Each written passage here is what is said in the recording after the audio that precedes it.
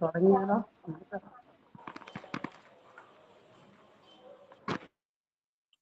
ഗംഗണപതേ നമഃ. ഗംഗണപതേ നമഃ. ഗംഗണപതേ നമഃ. ഏകദന്തായ വിദ്മഹേ വക്രതുണ്ഡായ ധീമഹി തന്നോ ദന്തി പ്രചോദയാത്. ഗുരുബ്രഹ്മ ഗുരുവിഷ്ണു ഗുരുദേവോ മഹേശ്വര ഗുരു സാക്ഷാത് പരബ്രഹ്മ തസ്മൈ ശ്രീ ഗുരുവേ നമഃ. കൃഷ്ണ കൃഷ്ണ മഹായോഗിൻ ഭക്താനാം പ്രിയങ്കര ഗോവിന്ദ പരമാനന്ദ സർവം മേ വശമാനയ. ഈശ്വരായ വിദ്മഹേ സത്യദേവായ ധീമഹി തന്നോ സായി രാമായ വിദ്മഹേ ആത്മാരാമായ വായിക്കാൻ തുടങ്ങാം. ബാബ നുജബീഡ് എന്ന ഒരു സ്ഥലത്ത് വെച്ച് ഭാരതത്തിലെ മതസംബന്ധമായ കലഹങ്ങളെയും കക്ഷിപിരിവുകളെയും പരാമർശിച്ച് സംസാരിച്ചു. ജാതി, വർഗം, ധനം, ദാരിദ്ര്യം എന്നീ ഇടുങ്ങിയ അതിർവരമ്പുകൾക്ക് ഈശ്വരൻ അതീതനാണ്. ഈശ്വരൻ ഒരു നിവേദ്യത്തിനും ചോദിക്കുകയില്ല, അത് കൊടുത്തില്ലെങ്കിൽ കോപിക്കുകയുമില്ല.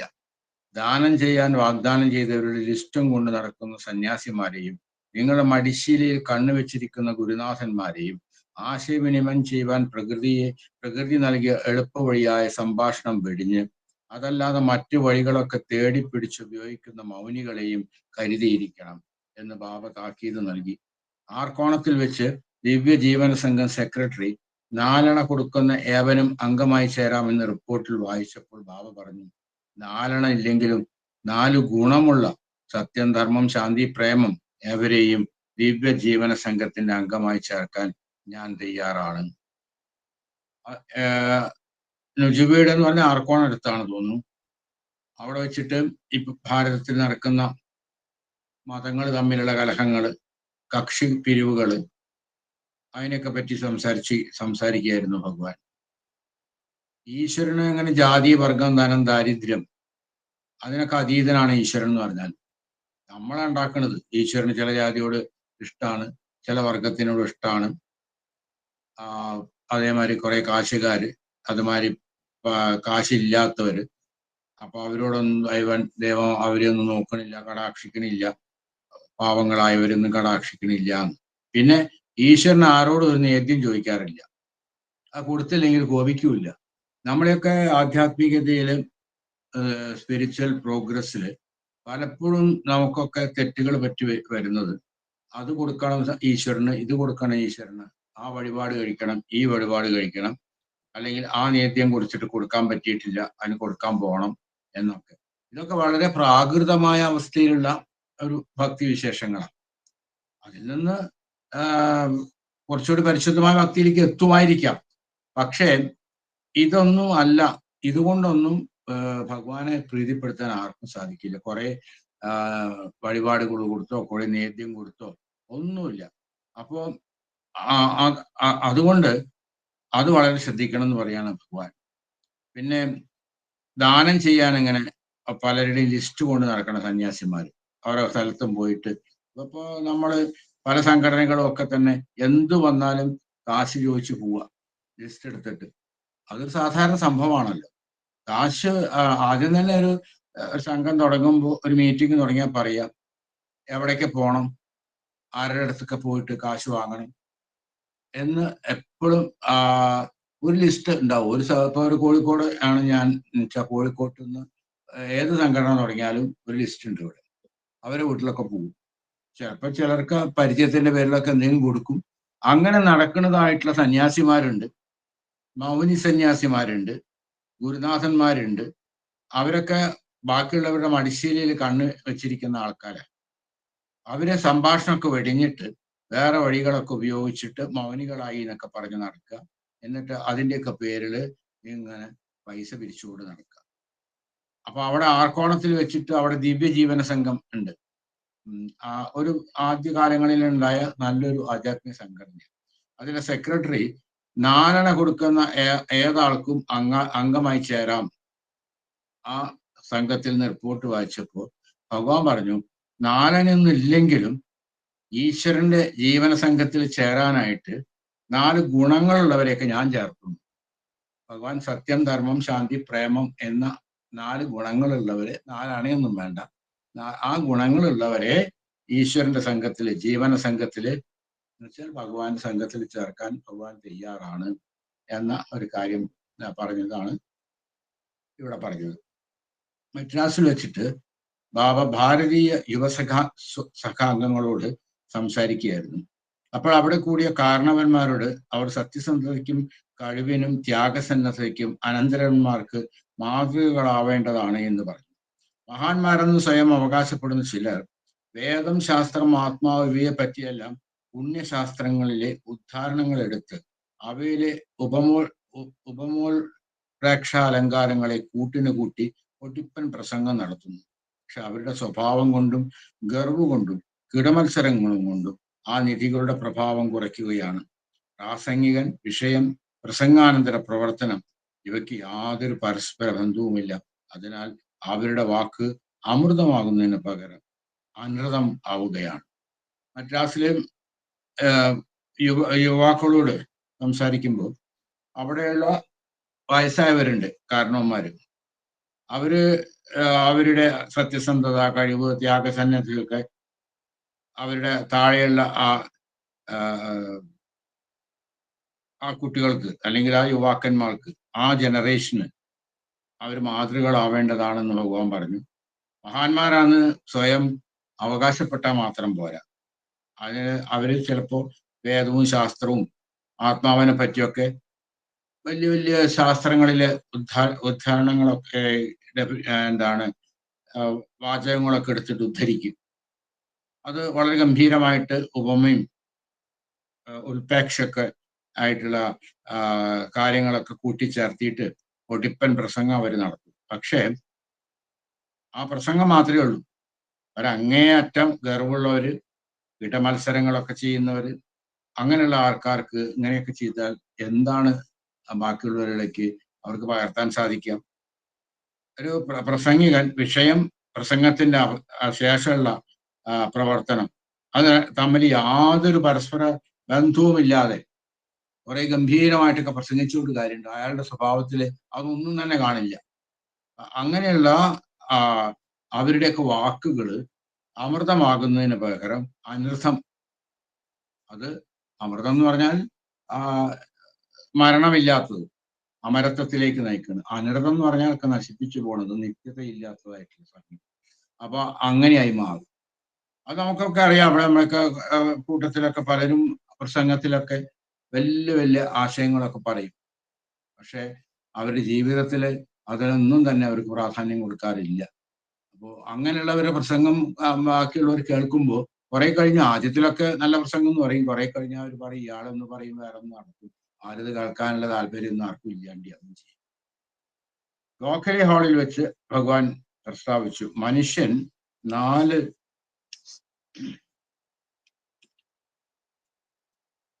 പ്രവർത്തനങ്ങൾക്ക് ഉത്തരം അന്വേഷിക്കണം. ഞാൻ ആരാണ്, എവിടെ നിന്ന് വന്നു, എവിടേക്കാണ് പോകുന്നത്, എത്ര കാലം ഇവിടെ ഇരിക്കും. വേദങ്ങൾ ഈ 4 ചോദ്യങ്ങൾക്ക് ഉത്തരം നൽകുന്നതിന് പര്യാപ്തങ്ങളാണ്. ജ്ഞാനമാർഗം, ഭക്തിമാർഗം, കർമ്മമാർഗം എന്നിവയിൽ ഇവയ്ക്കുള്ള ഉത്തരങ്ങൾ ലഭിക്കുന്നത് എങ്ങനെയാണെന്ന് അദ്ദേഹം വിശദീകരിച്ചു. നാമസ്മരണയിൽ കൂടി ഭഗവാന്റെ കാരുണ്യം നേടിയാൽ സാധകന് ഒരു നിമിഷത്തിൽ ഇവ ലഭിക്കും. ഈ ചോദ്യങ്ങൾ സാധാരണ ഗുരുക്കന്മാരെ, രമണ മഹർഷിയൊക്കെ സാധകന്മാരോട് പറയുന്നതാണ്. ഞാൻ എവിടുന്ന് വന്നു, ഞാൻ ആരാണ്, ഞാൻ ഇവിടെ ജീവിക്കുമ്പോൾ എന്താണ് അന്വേഷിക്കേണ്ടത്, ഞാൻ ഇനി ഇവിടുന്ന് എവിടേക്കാണ് പോവുക, എത്ര കാലം ഇവിടെ ഇരിക്കും. ഈ ചോദ്യങ്ങൾക്ക് ഉത്തരം കിട്ടിയാൽ ആധ്യാത്മികമായ എല്ലാത്തിനുള്ള ഉത്തരമായി. വേദങ്ങളൊക്കെ ഈ ചോദ്യങ്ങൾക്ക് ഉത്തരം നൽകുന്നതിന് പര്യാപ്തങ്ങളാണെന്നാണ് സ്വാമി പറയുന്നത്. നമുക്ക് 3 മാർഗങ്ങളാണ് പറഞ്ഞിട്ടുള്ളത്: ജ്ഞാനമാർഗം, ഭക്തിമാർഗം, കർമ്മമാർഗം. ഇതിൽ കൂടെ മുന്നോട്ട് പോയാൽ ഈ ഉത്തരങ്ങൾ നമുക്ക് ലഭിക്കും. ഭഗവാന്റെ എത്രയോ പ്രഭാഷണങ്ങളിലും ഭക്തിമാർഗത്തിനെയും കർമ്മമാർഗത്തിനെയും ജ്ഞാനമാർഗത്തിനെയും പറ്റി പറഞ്ഞിട്ടുണ്ട്. ചില അവസരങ്ങളിൽ ജ്ഞാനമാർഗത്തിൽ കൂടെ പോയാൽ മുക്തി ലഭിക്കുന്നതിനെ പറയും, ചിലതിൽ ഭക്തിമാർഗത്തിൽ കൂടെ പോയാൽ പറയും, കർമ്മമാർഗത്തിൽ കൂടെ പോയാൽ പറയും. ഈ 3 മാർഗം കൂട്ടിച്ചേർന്ന് പോകുന്ന ആ രീതിയും ഭഗവാൻ പറയാറുണ്ട്. അപ്പോൾ അതൊക്കെ ഭഗവാൻ വിശദീകരിച്ച് കൊടുത്തു അവിടെ വെച്ചിട്ടത്ര, ഈ ഗോഖലെ ഹാളിൽ വെച്ചിട്ട്. നാമസ്മരണയിൽ കൂടി ഭഗവാന്റെ കാരുണ്യം നേടിയാൽ സാധകൻ ഒരു നിമിഷത്തിൽ ഇവ ലഭിക്കും. നാമസ്മരണ മാത്രം മതി എന്നാ പറയണത്. നാമസ്മരണ മുഴുവൻ വിശ്വാസത്തോട് കൂടിയിട്ട് ആത്മാർത്ഥമായിട്ട് ചെയ്ത ഒരു അവസരത്തിൽ ഇതിനുള്ള ഉത്തരമൊക്കെ ആ നാമം ജപിക്കുന്ന ആൾക്ക് ലഭ്യമാകും എന്ന കാര്യമാണ് ഇവിടെ പറഞ്ഞത്. നമ്മുടെ സമുദായത്തിലെ ധാർമ്മികമായ പ്രതിസന്ധി ഘട്ടത്തിലുള്ള കാരണങ്ങളെ അദ്ദേഹം വിശകലനം ചെയ്തു. ഇന്നത്തെ വലിയ രണ്ട് രോഗങ്ങൾ പുച്ഛവും പരിഹാസവുമാണെന്ന് അദ്ദേഹം പറഞ്ഞു. ഇവ ഇവ എന്തു വരുത്തിക്കൂട്ടുന്നുവെന്നോ ബഹുമാനമില്ലായ്മ, അവിശ്വാസം ഇവയെ ഉണ്ടാക്കുന്നു. ഈശ്വരന്റെ നിരന്തര സാമീപ്യത്തിൽ വസിക്കുമ്പോൾ ഉണ്ടാവുന്ന ജീവിതമില്ലേ, അതാണ് ഏറ്റവും സുരക്ഷിതവും സന്തോഷപ്രദവും. കാരണം സാമൂഹ്യദായിക വിമർശനാചാരങ്ങൾ അതിനെ തുളച്ചു കടന്ന് നമ്മെ വേദനിപ്പിക്കുകയില്ല. മതത്തെയും ഈശ്വരവിശ്വാസത്തെയും ഇക്കാലത്ത് സർവ്വദിക്കുകളിൽ നിന്നും ചോദ്യം ചെയ്യുന്നുണ്ട്. അതുകൊണ്ട് ഈ വെല്ലുവിളി നേരിടേണ്ടത് എല്ലാ ആസ്തികന്മാരുടെയും കർത്തവ്യമാണ്. എങ്ങനെ? മതാനുഷ്ഠാനം കൊണ്ട് അവരുടെ ജീവിതം കൂടുതൽ മധുരമായിരിക്കുന്നു, ശാന്തമായിരിക്കുന്നു എന്ന് കാണിച്ചു കൊടുത്തിട്ട്, ഈശ്വരന്റെ സന്തത സാമീപ്യമുണ്ടെന്ന ധാരണ അവരെ കാര്യനിർവഹണത്തിന് കൂടുതൽ പ്രാപ്തരാക്കിയെന്ന് കാണിച്ചിട്ട്, ജീവിക്കുന്നതിൽ കൂടുതൽ ധൈര്യവും ആത്മാർത്ഥമുള്ളവരാക്കി എന്ന് കാണിച്ചു കൊടുത്തിട്ട്, ഈ നമ്മുടെ സമൂഹത്തിലൊക്കെ ഒരുപാട് ധാർമ്മികമായ പ്രതിസന്ധി ഘട്ടങ്ങൾ ഉണ്ടാവാറുണ്ട്. അതിനെ പറ്റിയിട്ട് സ്വാമി ഒരു പ്രസംഗത്തിൽ പറഞ്ഞു. ഏറ്റവും വലിയ രണ്ട് മോശമായ കാര്യങ്ങൾ സമൂഹത്തിലുള്ളത്, ഒന്ന് എല്ലാത്തിനും പുച്ഛം, എല്ലാത്തിനും പരിഹാസം. അവരുടെ അല്ലാത്ത എന്തിനേയും പുച്ഛിക്കും, പരിഹസിക്കും. ആധ്യാത്മിക കാര്യങ്ങളൊക്കെ അവർക്ക് മഹാപുച്ഛാണ്. അപ്പോ അതുകൊണ്ട് എന്തുണ്ടാവും സമൂഹത്തിൽ? ആർക്കും ആരോട് ബഹുമാനമില്ല, ആർക്കും എല്ലാത്തിനോടും അവിശ്വാസമാണ്. അത് തെറ്റാണ്. ഈശ്വരനുമായിട്ടുള്ള നിരന്തരമായ സാമീപ്യത്തിൽ എപ്പോഴും ഈശ്വരൻ അടുത്തുണ്ട് സമീപത്തിൽ ഇരിക്കുമ്പോഴാണ്, ആ ജീവിതമാണ് ഒരാളെ സംബന്ധിച്ചിടത്തോളം ഏറ്റവും സുരക്ഷിതവും സന്തോഷപ്രദവും. കാരണം ഈ സമൂഹത്തിലുള്ള വിമർശന ആചാരങ്ങളൊക്കെ ഉണ്ടല്ലോ, അതൊക്കെ നമ്മുടെ ഉള്ളിലേക്ക് തുളച്ചു കയറി നമ്മളെ വേദനിപ്പിക്കുക എന്ന സംഗതികളാണ്. പക്ഷെ ഭഗവാൻ എപ്പോഴും കൂടെയുണ്ട്, ഞാൻ അതനുസരിച്ച് ജീവിക്കുന്ന ആൾക്ക് അത്തരം കാര്യങ്ങളൊക്കെ ഒന്നും ശ്രദ്ധ ഉണ്ടാവില്ല.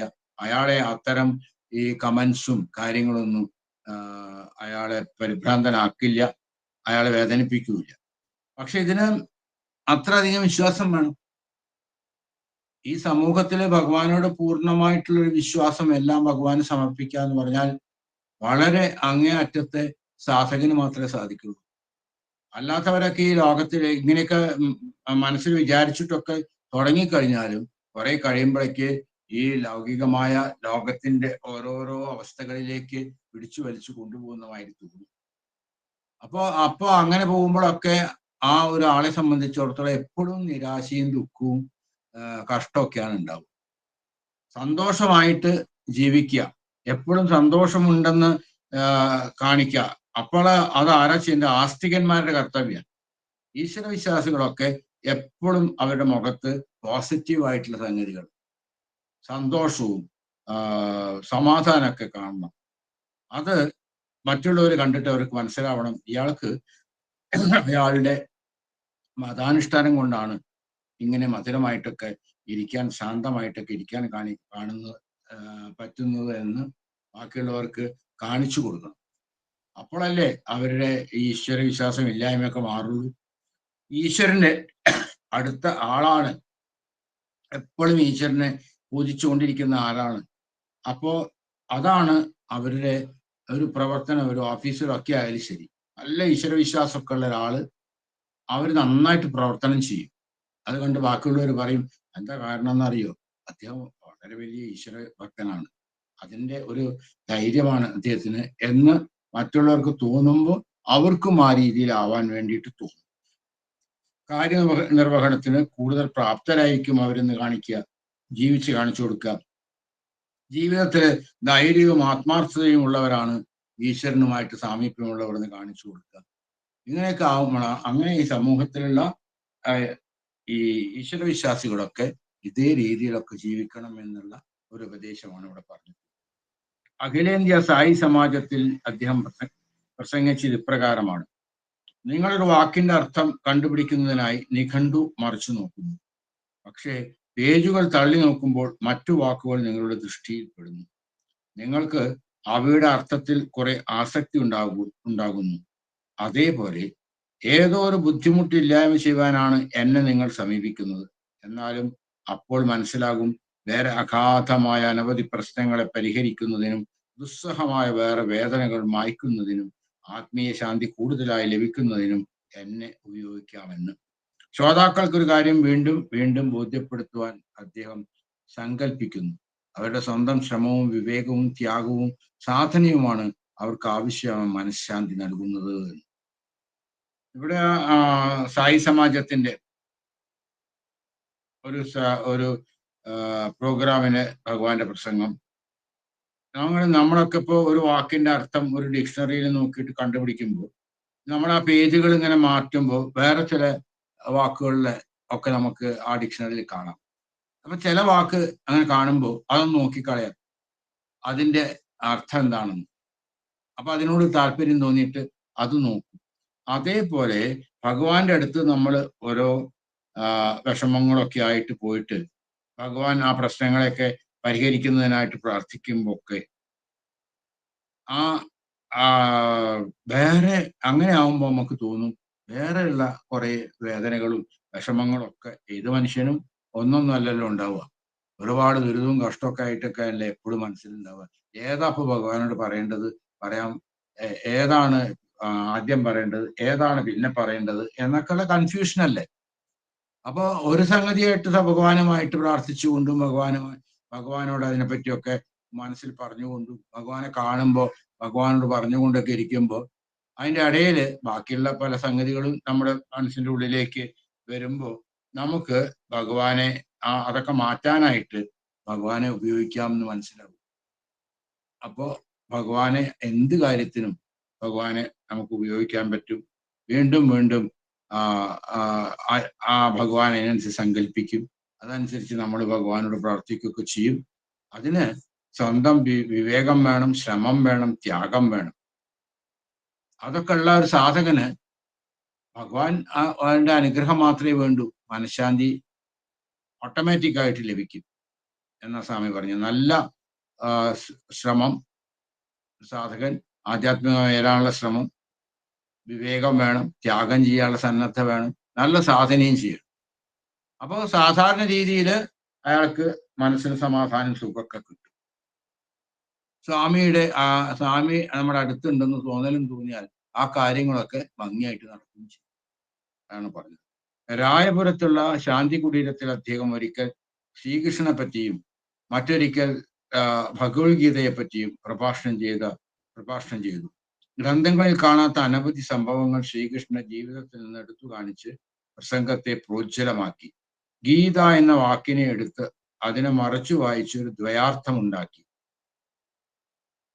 ത്യാഗി എന്നാൽ തെലുങ്കിൽ കുടിക്കും എന്നർത്ഥമാണ്. ഗീതാമൃതം കുടിച്ച് ദീപനം വരുത്തിയാലല്ലാതെ ഫലപ്രാപ്തി ഉണ്ടാകയില്ല.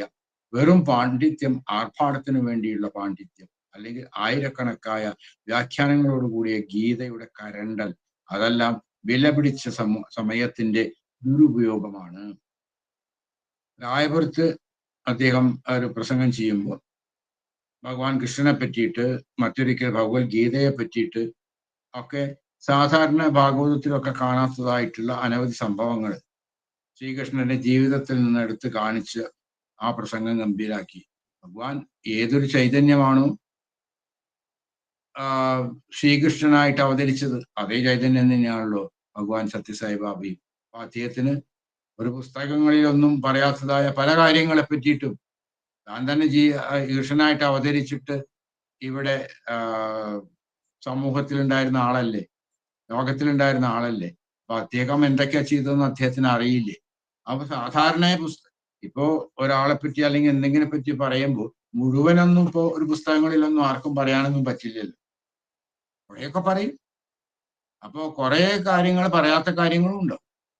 അപ്പൊ അതൊക്കെ ഭഗവാൻ എടുത്ത് കാണിച്ചിട്ട് അപ്പോ ആ പ്രസംഗം പ്രോജ്വലമാവില്ല. അപ്പൊ നമ്മൾക്ക് സാധാരണ രീതിയിൽ ശ്രീകൃഷ്ണനെ പറ്റി പറയുമ്പോൾ ഭാഗവതത്തിൽ പറഞ്ഞ കുറെ കാര്യങ്ങളാണ് നമ്മളൊക്കെ സപ്താഹമൊക്കെ നടത്തുമ്പോൾ പറയുക. അതിലപ്പുറത്തായിട്ട് നമുക്കറിയില്ല, നമുക്ക് പറയാനും അറിയില്ല.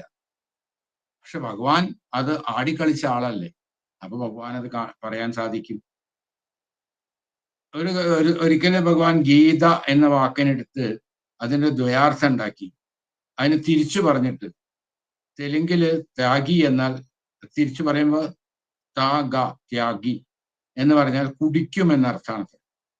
അപ്പൊ ഗീതാമൃതം കുടിച്ചിട്ട് അതിന് ദഹിപ്പിച്ചാൽ മാത്രമാണ് ഫലപ്രാപ്തി ഉണ്ടാവൂ. അല്ലെങ്കിലോ വെറും ഇതൊക്കെ വെറുതെ കുടിച്ച് വെച്ച് അത് ദഹിച്ചിട്ടുമില്ല, അങ്ങനെ ആ പാണ്ഡിത്യമൊക്കെ കാണിക്കുക എന്നല്ലാണ്ട് വേറെ കാര്യമൊന്നുമില്ല. അങ്ങനെ കുറെ വലിയ വ്യാഖ്യാനങ്ങൾ ഗീതയിലൊക്കെ ചിലപ്പോൾ വ്യാഖ്യാനങ്ങൾ കണ്ടാൽ നമ്മൾ തുറന്നു നോക്കാൻ തന്നെ പേടിക്കും. അത്ര വലിയൊരു പുസ്തകമായിരിക്കും അത്. ഗീതയുടെ കരണ്ടൽ എന്നല്ലാതെ അത് സമയം പോകുന്ന ഒരു കാര്യമല്ലാണ്ട് വേറെ ഒരു കാര്യമില്ല. അത്രയ്ക്കൊന്നും അതിനൊന്നും ഇങ്ങനെ വലുതാക്കേണ്ട ആവശ്യമൊന്നും ഇല്ല എന്നാണ് സ്വാമി പറയുന്നത്. അതൊക്കെ മനസ്സിലാക്കാൻ വേണ്ടി ഇത്ര അധികം ഒന്നും പറയേണ്ട ആവശ്യമില്ല. അങ്ങനെ അതൊക്കെ എഴുത്തുകാര് അല്ലെങ്കിൽ വ്യാഖ്യാനിക്കുന്നവര് അവരുടെയൊക്കെ പാണ്ഡിത്യം കാര്യങ്ങളും കാണിക്കാൻ വേണ്ടി പുസ്തകത്തിന് എങ്ങനെ വലുതാക്കി കൊണ്ടുവരും. അതാണ്. എല്ലാവരും സഞ്ചരിക്കേണ്ടതായിട്ട് 2 മാർഗങ്ങളുണ്ടെന്ന് അദ്ദേഹം പുട്ടപ്പർത്തിയിലെ ഒരു യോഗത്തിൽ വെച്ച് പറഞ്ഞു. ഭൗതിക ലോകത്തെ സംബന്ധിച്ച് സാമൂഹ്യ ലോകം, സാമുദായിക ലോകം ധർമ്മമാർഗമാണ് ഒന്ന്, മറ്റേത് അവനവനെ മാത്രം സംബന്ധിച്ച ആത്മാവിനെ സംബന്ധിച്ച ബ്രഹ്മമാർഗം. അത് കൈവരുത്തുവാനുള്ള യമ നിയമാദികൾ മനുഷ്യൻ ഈശ്വരനെ വലതു കൈകൊണ്ടും പിടിക്കണം, ലോകത്തെ ഇടത് കൈകൊണ്ടും. ക്രമേണ ഇടത്തേതിന്റെ പിടിവിടും. ഇതിനെപ്പറ്റി ചിന്തിച്ച് ക്ലേശിക്കണ്ട, അങ്ങനെ ആയേ കഴിയൂ. അതാണ് അതിനെ ലെഫ്റ്റ് എന്ന് പറയുന്നത്. പക്ഷെ റൈറ്റ് കയ്യനെ പിടിവിടാൻ സമ്മതിക്കരുത്, കാരണം അത് റൈറ്റ് ആണ്.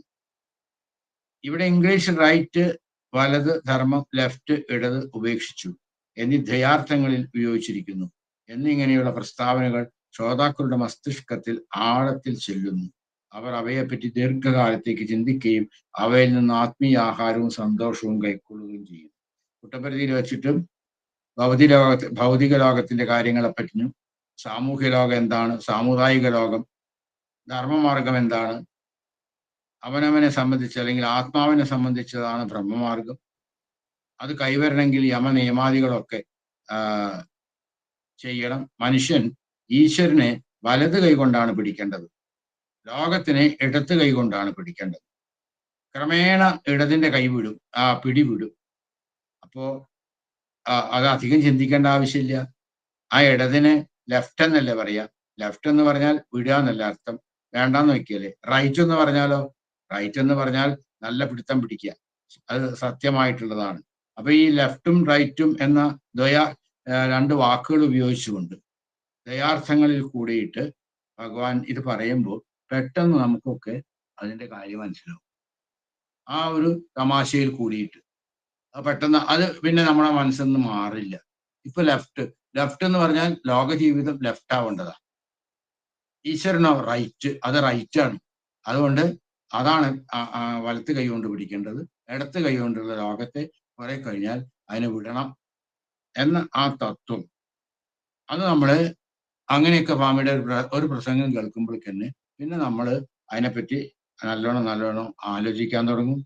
അതിൽ നിന്ന് നമുക്ക് ആധ്യാത്മികമായിട്ടുള്ള പുരോഗതി ഉണ്ടാവും. വെങ്കടഗിരിയിൽ വെച്ച് അദ്ദേഹം ഒരു ആധ്യാത്മിക പ്രസംഗ പരമ്പര ഉദ്ഘാടനം ചെയ്യുകയുണ്ടായി. പരസ്പര സൗഹൃദത്തിന്റെയും സാഹോദര്യത്തിന്റെയും അഭാവമാണ് ഭാരതീയ ജീവിതത്തിലെ ദുരന്ത ശാപം എന്ന് ഭഗവാൻ പറഞ്ഞു. നെല്ലൂരിൽ വെച്ച് 50,000-ൽ പരം പേരടങ്ങിയ ഒരു പൊതുയോഗത്തിൽ 1 മണിക്കൂർ നേരം അദ്ദേഹം പ്രസംഗിച്ചു. ശ്രോതാക്കളെ മന്ത്രമുഗ്ധരാക്കി. വിഷയം വിവേകമായിരുന്നു. അന്വേഷണം, കാര്യകാരണ ജ്ഞാനം എന്നീ അടിത്തറകളിൽ കെട്ടിയുയർത്തിയ വിശ്വാസം. എല്ലാതരം ജാതിക്കാരും വർഗക്കാരും അടങ്ങിയ ജനങ്ങളുടെ പരസ്പര പ്രേമത്തിന്റെ മാന്ത്രിക സ്വാധീന ശക്തിയെ പറ്റിയാണ് ഗൂഡല്ലൂരിൽ വെച്ച് സംസാരിച്ചത്. പ്രേമം ശാന്തി നൽകുന്നു, അത് സത്യാധിഷ്ഠിതമാണ്, അത് ഏവരുടെയും ധർമ്മമാണ്. എന്നെ നിങ്ങൾ പ്രേമസ്വരൂപനാണെന്ന് പറയുന്നു എങ്കിൽ തെറ്റില്ല എന്നൊക്കെ പറഞ്ഞിട്ടുള്ള പ്രസംഗത്തിൽ വെങ്കടഗിരിയിൽ വെച്ചിട്ട് അങ്ങോട്ടും ഇങ്ങോട്ടുമുള്ള സാഹോദര്യം ഇല്ലാത്തതിന്റെ, സ്നേഹമില്ലാത്തതിന്റെ കാര്യങ്ങൾ, അതാണ് ഭാരതത്തിനെ ഇത്തരം മോശമാക്കിയത് എന്ന കാര്യം, ദുരന്ത ശാപമാണ് അതെന്ന് ഭഗവാൻ പറഞ്ഞു. നമുക്ക് ആലോചിച്ചാൽ അറിയുന്ന കാര്യമാണ്. ഇവിടെ അങ്ങോട്ടും ഇങ്ങോട്ടും ആർക്കും ഒരു വിശ്വാസവും ഇല്ല, സ്നേഹവും ഇല്ല. അതിന്റെ അഭാവം വളരെയധികം നമ്മുടെ സമൂഹത്തിലില്ലേ. നമ്മളിവിടെ ഓരോന്ന് കാണുമ്പോൾ ഇയാൾ എന്താ അങ്ങനെയൊക്കെ, അല്ലെങ്കിൽ ഇവിടെ എന്താ അങ്ങനെയൊക്കെ നടക്കുന്നത് എന്നൊക്കെ ചിന്തകൾ നമുക്ക് പലപ്പോഴും നമ്മളെ വേദനിപ്പിച്ചിട്ടില്ലേ? നെല്ലൂരിൽ വെച്ചിട്ട് വലിയ സദസ്സിൽ വെച്ചിട്ട് അദ്ദേഹം വിവേകത്തിനെ പറ്റിയിട്ട്, ജീവിതത്തിലെ വിവേകത്തിന്റെ പ്രസക്തിയെ പറ്റിയിട്ട്, അതിന് അന്വേഷണ ബുദ്ധി വേണം, കാര്യങ്ങള് ജ്ഞാനം വേണം, അതിലൊക്കെ കെട്ടിപ്പടുത്തിയ ഒരു വിശ്വാസം ഉണ്ടാവണം. അപ്പോഴാണ് ഈ വിവേകത്തോടു കൂടി ജീവിക്കാൻ സാധിക്കുള്ളൂ. എല്ലാ ജാതിക്കാരും വർഗക്കാരൊക്കെ അടങ്ങിയ ജനങ്ങളുടെ അങ്ങോട്ടും ഇങ്ങോട്ടുള്ള പ്രേമത്തിന്റെ ആ ശക്തിയെ പറ്റി, മാന്ത്രിക ശക്തിയെ പറ്റിയിട്ടാണ് അദ്ദേഹം ഗൂഡല്ലൂരിലെ പ്രസംഗത്തിൽ പറഞ്ഞത്. പിന്നെ പ്രേമത്തെ പറ്റി പറഞ്ഞു. പ്രേമം ശാന്തി നൽകുന്നതാണ്. അത് സത്യത്തിൽ അല്ലെങ്കിൽ ഈശ്വരനിൽ അധിഷ്ഠിതമാണ്. അതാണ് എല്ലാവരുടെയും ധർമ്മമാവേണ്ടത്. അപ്പോൾ നിങ്ങള് എന്നെ പ്രേമസ്വരൂപൻ എന്ന് പറഞ്ഞാൽ തെറ്റില്ല. എന്താ പറയാൻ കാരണം? ഭഗവാൻ എല്ലാവരോടും സ്നേഹം. ഭഗവാൻ പ്രേമത്തിന്റെ മൂർത്തിമൽ ഭാവമാണ്. ആ ഭഗവാനെ പ്രേമസ്വരൂപൻ എന്ന് വിളിക്കും. ഭഗവാൻ നമ്മളെ പ്രേമസ്വരൂപൻ എന്നാണ് വിളിക്കുന്നത് പ്രസംഗത്തിനൊക്കെ. പക്ഷെ അങ്ങനെ ആവണം എന്ന സങ്കല്പമാണ് അതിൽ. ഇപ്പോ ഇവിടെ ലോകത്തിലുള്ള എല്ലാവരും പ്രേമസ്വരൂപന്മാരെന്ന് വിളിച്ചാൽ ശരിയല്ല, നമുക്ക് തന്നെ അറിയാം. നമ്മളെ കാര്യത്തിനും വിളിക്കുമ്പോൾ നമുക്ക് തോന്നിയിട്ടുണ്ട്, എനിക്ക് അങ്ങനത്തെ പ്രേമുണ്ടോ ഇല്ലേ? അപ്പൊ അതുകൊണ്ട് അത് ഭഗവാന്റെ ആ ഈശ്വരീയമായ സങ്കല്പമാണ്. നമ്മളൊക്കെ ആ രീതിയിലേക്ക് എത്തണം എന്നുള്ളത്. പെദ്ദാപുരത്ത് വെച്ച് നടത്തിയ പ്രസംഗത്തിൽ ജനങ്ങൾക്ക് ഇരുമ്പ് പേശിയും ഉരുക്കു ഞരമ്പുകളും വേണമെന്ന് അദ്ദേഹം ഉത്ബോധിപ്പിച്ചു. എന്നാൽ മാത്രമേ ദൗർബല്യവും ഭീരുതയും നീചത്വബോധവും ഇല്ലാതെ വീരന്മാരായി തീരാൻ കഴിയൂ. നിങ്ങൾ നിങ്ങളെ തന്നെ പാപകൃത്യങ്ങളുടെ അനന്തരഫലങ്ങളാണെന്ന് പറയരുതേ. ആ പ്രസ്താവനയേക്കാൾ വലിയ പാപം മറ്റില്ല. നിങ്ങൾ എല്ലാവരും ഓരോരുത്തരും അമൃതപുത്രന്മാരാണ്. നിങ്ങളുടെ ഹൃദയത്തിൽ ഈശ്വരൻ പ്രതിഷ്ഠിതനായിട്ടുണ്ട്. സൃഷ്ടിയിലുള്ള എല്ലാറ്റിന്റെയും അന്തര്യാമി അദ്ദേഹമാണ്. അങ്ങനെയിരിക്കെ നിങ്ങൾ പാപത്തിന്റെ സന്താനങ്ങളാകുന്നത് എങ്ങനെ? ഗംഭീരമായിട്ടുള്ള പ്രസ്താവനയാണ് ഇവിടെ. ചില റിലിജൻസിലൊക്കെ പാപത്തിനെ പറ്റിയിട്ട് വല്ലാതെ പറയും. എൻ്റെ പാപം ഇല്ലാതാക്കണേ, എൻ്റെ പാപം ഇല്ലാതാക്കണേ എന്ന പ്രാർത്ഥനകൾക്കാണ് പ്രാധാന്യം കൊടുക്കുന്നത്, നമുക്കറിയാൻ പറ്റും. ആ പെദ്ദാപുരത്തെ പ്രസംഗത്തില് ഭഗവാൻ പറഞ്ഞു, ജനങ്ങൾക്ക് നല്ല ഇരുമ്പ് പേശിയും ഉരുക്കും ഞരമ്പുകളും വേണമെന്ന്. അപ്പൊ അതിന് ദേഹമൊക്കെ നല്ലോണം നോക്കണം, നമുക്ക് നല്ല ഹെൽത്ത് വേണം, അത് വേണ്ടത് ഭക്ഷണമൊക്കെ കഴിക്കണം എന്നാണ്. അതിന് എക്സസൈസ് ഒക്കെ വേണ്ടേ, അല്ലെങ്കിൽ നല്ല മസിൽസ് ഒക്കെ വന്നിട്ടുള്ള ബോഡി ഉണ്ടാവും. അപ്പൊ അതിനെ അവിടെ അദ്ദേഹം സൂചിപ്പിച്ചു. എന്നാൽ മാത്രമാണ് അങ്ങനെ ഉണ്ടെങ്കിൽ നമുക്ക് ദൗർബല്യം ഉണ്ടാവില്ല, ഭീരത്വം ഉണ്ടാവില്ല, നീചത്വബോധമൊന്നും ഇല്ലാതെ നമുക്കൊരു വീരന്മാരായിട്ടൊക്കെ ഇരിക്കാൻ പറ്റുള്ളൂ. നിങ്ങൾ ഒരിക്കലും ഞാൻ അങ്ങനെ പാവം ചെയ്തു അതുകൊണ്ടാണ് എനിക്ക് ഇങ്ങനെയൊക്കെ ഉണ്ടാവുന്നത് എന്ന് നിങ്ങൾ പറയരുതേ എന്ന് സ്വാമി ഇവിടെ വ്യക്തമായിട്ട് പറഞ്ഞിരിക്കുന്നു. ആ പറയൽ ഒരു വലിയ പാപമാണെന്ന് സ്വാമി പറയുന്നത്. നിങ്ങളൊന്നും പാപികളൊന്നുമല്ല, നിങ്ങളൊക്കെ അമൃതപുത്രന്മാരാ. നിങ്ങളൊക്കെ ഹൃദയത്തിൽ ഈശ്വരൻ പ്രതിഷ്ഠിതായിട്ടുണ്ട് ഇരിക്കുക. അപ്പൊ അങ്ങനെ നിങ്ങൾ പാപികളാവുക? സൃഷ്ടിയിലുള്ള എല്ലാറ്റിനും അന്തര്യാമി ഭഗവാനാണ്. അപ്പോ അങ്ങനെ ഇരിക്കണ നമ്മളൊക്കെ ഞങ്ങൾക്ക് പാപമുണ്ട്, ഞങ്ങൾ പാപികളാണെന്ന് പറഞ്ഞാൽ മോശമല്ലേ? എങ്ങനെയാ നിങ്ങൾ പാപത്തിന്റെ സന്തതികളാവുക? ഇവരൊക്കെ ഹൃദയത്തിൽ ആത്മാവില്ലേ, ഈശ്വരനില്ലേ എന്ന് ചോദിക്കുകയാണ് ഭഗവാൻ. കൃഷ്ണ ജില്ലയിലെ ആഗിരിപ്പള്ളിയിൽ അദ്ദേഹം ഒരു പണ്ഡിത സദസ്സിന് മുമ്പാകെ പ്രഭാഷണം ചെയ്തു. കലിയുഗം തന്ത്രയുഗമാണ്. സർ ജോൺ വുഡ്രോഫ് തന്റെ ഗ്രന്ഥങ്ങളിൽ തന്ത്രശാസ്ത്രത്തെ പറ്റി പ്രതിപാദിച്ചിരിക്കുന്നു.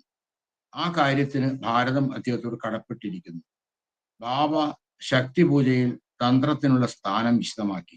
അവതാരങ്ങളുടെ ജീവിതകാലത്ത് മഹാശക്തി, യോഗശക്തി, മായാശക്തി എന്നിവയുടെ സ്ഥാനത്തെപ്പറ്റി അദ്ദേഹം വിപുലമായി പ്രസ്താവിച്ചു. അപ്പൊ കൃഷ്ണ ജില്ലയിലെ സ്ഥലത്ത് വെച്ചിട്ട് ഈ കലിയുഗം എന്ന് പറഞ്ഞാൽ തന്ത്രയുഗാണെന്നും ആ തന്ത്രത്തിനെ പറ്റിയിട്ട് ആധികാരികമായിട്ട് എഴുതിയ വിദേശിയാണ് സർ ജോൺ വുഡ്രോഫ്. അദ്ദേഹത്തിന്റെ ഗ്രന്ഥങ്ങൾ വളരെ പ്രസിദ്ധമായ ഗ്രന്ഥങ്ങളാണല്ലോ തന്ത്രശാസ്ത്രത്തെ പറ്റിയിട്ട്. അപ്പൊ അദ്ദേഹത്തിനോട് ഭാരതം കടപ്പെട്ടിട്ടുണ്ട്. അദ്ദേഹം ആ ശാസ്ത്രത്തെ ഗംഭീരമായി പഠിച്ചിട്ട് അതിനെ വ്യാഖ്യാനിച്ചിട്ടുണ്ട്. പിന്നെ ഭഗവാൻ പറയുന്ന ശക്തി പൂജയില് തന്ത്രത്തിനുള്ള സ്ഥാനം, ഇതൊക്കെ വളരെ വിരളമായിട്ടാണ് ഭഗവാൻ നമുക്ക് കേൾക്കാൻ പറ്റുള്ളൂ. ഈ ഇതൊന്നും ഇതൊന്നും ഞാൻ വായിച്ചിട്ടില്ല, മനസ്സിലാക്കിയിട്ടില്ല.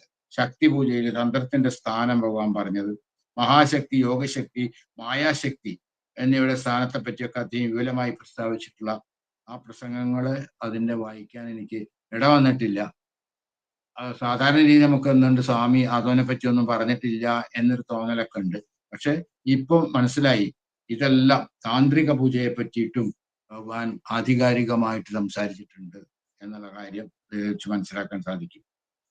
ഭഗവാൻ ബാബ തന്റെ പ്രഭാഷണങ്ങളിലുള്ള ഉപദേശങ്ങൾക്കായിട്ട് നാരദൻ, അംബരീക്ഷൻ, ശബരി, പ്രഹ്ലാദൻ, ഭീഷ്മർ, ഭരതൻ, ആഞ്ജനേയൻ, ചൈതന്യൻ, മീര, പുരന്ദർദാസ്, കബീർ, പട്ടണിത്താർ, മാണിക്യവാചകർ, സൂരദാസ്, തുളസീദാസ്, ഭദ്രാചലം, രാമദാസ്, നാമദേവൻ, ശ്രീരാമകൃഷ്ണൻ, വിവേകാനന്ദൻ എന്നിവരുടെ കഥകൾ ഉപയോഗിക്കുന്നു.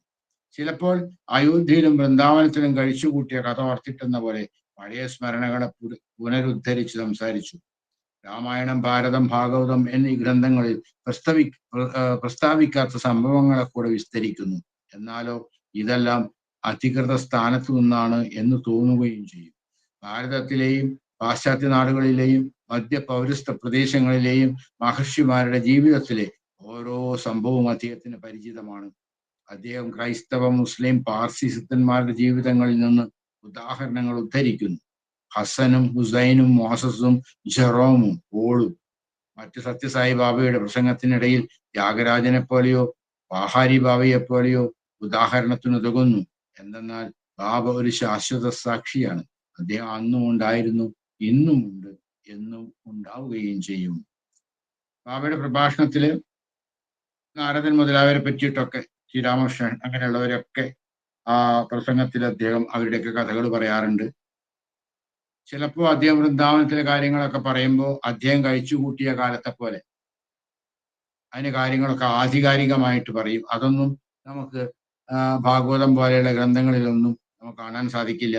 രാമായണത്തിലും ഭാരതത്തിലും ഭാഗവതത്തിലൊക്കെ ഇല്ലാത്ത പല കാര്യങ്ങളും അദ്ദേഹം പല പ്രസംഗങ്ങളിലും പ്രസ്താവിക്കാറുണ്ട്. അതൊക്കെ കേൾക്കുമ്പോൾ തന്നെ നമുക്ക് മനസ്സിലാവും അതൊക്കെ വളരെ ആധികാരികമായിട്ടുള്ള കാര്യങ്ങളാണ് അദ്ദേഹം പറയണത്. അത് ഇവിടുത്തെ ഈ നമ്മുടെ ഭാരതത്തിന് മാത്രമല്ല, പാശ്ചാത്യ നാടുകളിലെ മധ്യപൗരസ്ത്യ പ്രദേശങ്ങളിലെ ഒക്കെ സന്യാസി തുല്യരായിട്ടുള്ള ആൾക്കാരുടെ ജീവിതത്തിലെ ഓരോ സംഭവങ്ങളൊക്കെ അദ്ദേഹം പലപ്പോഴും പറയാറുണ്ട്. അദ്ദേഹത്തിന് അതൊക്കെ പരിചിതമാണ്. ക്രൈസ്തവ, മുസ്ലിം, പാർസി സിദ്ധന്മാരുടെയൊക്കെ ജീവിതത്തിൽ നിന്നുള്ള ഉദാഹരണങ്ങളൊക്കെ അദ്ദേഹം ഉദ്ധരിക്കാറുണ്ട്. ഇവിടെ ഹസനും, ഹുസൈനും, മോസസും, ജെറോമും, പോളും ഇവരൊക്കെ വെച്ചാൽ മുസ്ലിമുകളുടെ ആയാലും ശരി, ക്രിസ്ത്യാനികളുടെ ആയാലും ശരി, പാർസികളുടെ ആയാലും ശരി, അവരുടെയൊക്കെ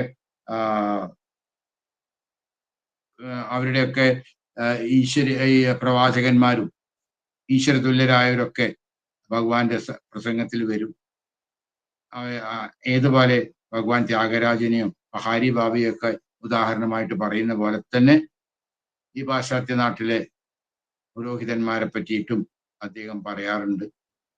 കാരണം എന്താണ്? ഭഗവാൻ കാണാത്തതായിട്ടൊന്നുമില്ലല്ലോ. ഭഗവാൻ എല്ലാത്തിനും സാക്ഷിയല്ലേ. അന്നും എല്ലാത്തിനും സാക്ഷിയായിരുന്നു, ജീവിച്ചുകൊണ്ടിരിക്കുമ്പോഴും സാക്ഷിയാണ്, ജീവിതം കഴിഞ്ഞു പോയാലും നാളെയും എല്ലാത്തിനും സാക്ഷിയാണ്.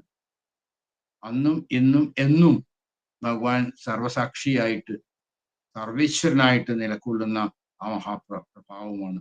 അതുകൊണ്ട് ഭഗവാന് അറിയാത്തതായിട്ടുള്ള ഒന്നുമില്ല. ഏത് സംഗതിയും ഭഗവാൻ അറിയും. അതാണ് ഇവിടെ പറഞ്ഞിട്ടുള്ളത്. അദ്ദേഹത്തിന്റെ ഈ യാഥാർത്ഥ്യത്തെ പറ്റി ചിലപ്പോൾ നേരിട്ടുള്ള പ്രഖ്യാപനങ്ങൾ സ്വന്തം വാക്കുകളിൽ തന്നെ വരാറുണ്ട്.